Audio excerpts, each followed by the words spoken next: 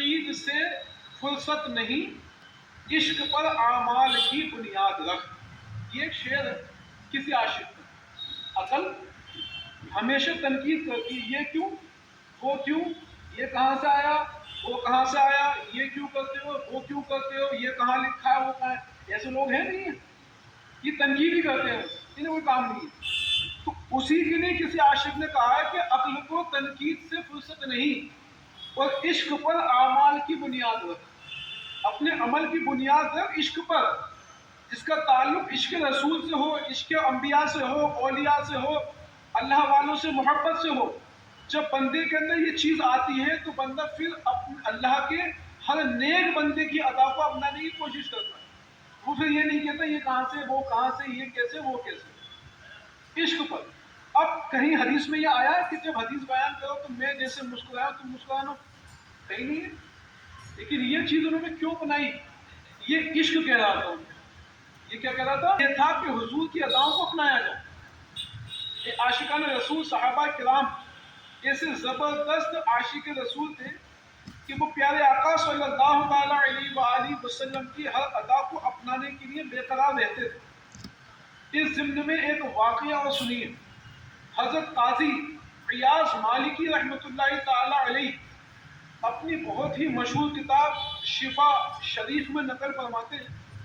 ایک جگہ حضرت عبداللہ بن عمر رضی اللہ تعالی عنہما نے اپنی اونٹنی کو گھمایا اور وجہ پوچھنے پر ارشاد فرمایا مجھے اس کے سوا کچھ نہیں معلوم کہ میں نے اللہ پاک کے حبیب صلی اللہ تعالی علیہ وآلہ وسلم کو اس جگہ پر ایسا کرتے ہوئے دیکھا تھا. کہ میں نے یہ دیکھا تھا کہ اس جگہ پر حضور نے بھی اپنی اونٹنی کو چکر لگوائے تھے. کیوں لگوائے تھے مجھے نہیں پتا، میں نے صرف اس جگہ پر چکر لگاتے ہوئے دیکھا تھا.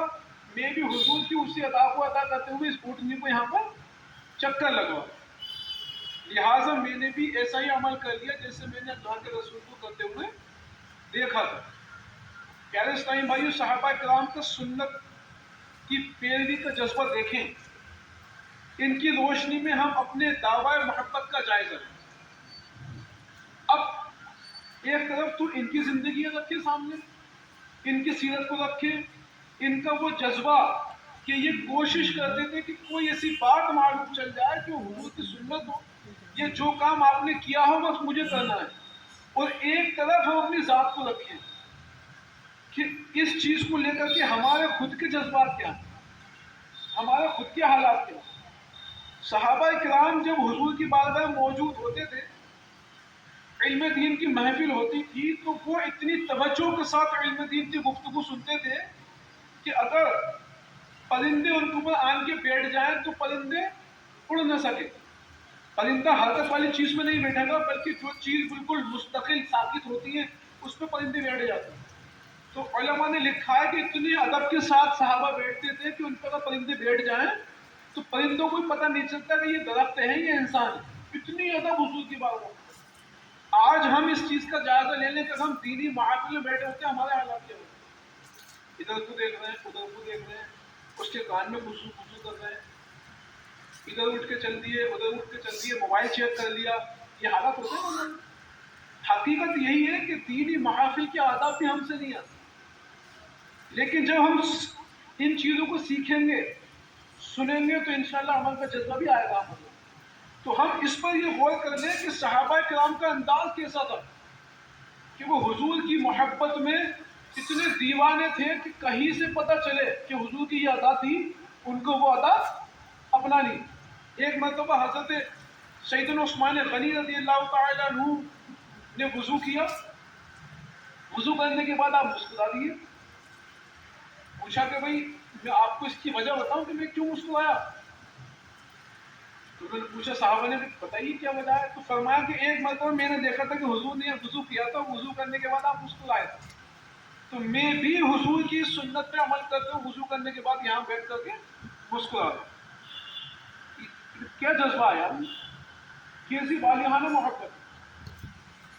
تو اب ان ساری چیزوں کو دیکھیں اور ہم اپنے دعوی محبت کا جائزہ لیں.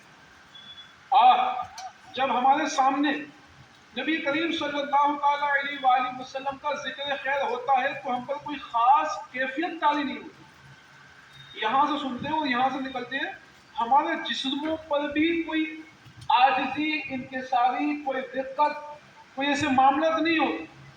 اس کے برخلاف اگر ہم اپنے بزرگوں کے واقعات سنیں کہ جب ان کی بارگاہ میں حضور صلی اللہ تعالیٰ علیہ وآلہ وسلم کا ذکر خیر ہوتا تھا، جہاں وہ بزرگ ہوتے تھے، اگر ان کے سامنے حضور صلی اللہ تعالیٰ علیہ وآلہ وسلم کا کوئی تذکرہ نکلتا تو حیبت اور جلال سے ان کے چہروں کا رنگ بدل جاتا تھا، عشق و محبت سے ان کی آنکھوں میں آنسو آ جاتے تھے۔ اس ضمن میں آپ کو دو واقعات سناتا ہوں۔ حضرت امام مالک رحمۃ اللہ تعالی علیہ فرماتے ہیں کہ حضرت ایوب سختیانی رحمۃ اللہ تعالی علیہ کے سامنے جب نبی پاک صلی اللہ تعالی علیہ وآلہ وسلم کی حدیث مبارکہ بیان کی جاتی تو وہ اس قدر روتے کہ ہمیں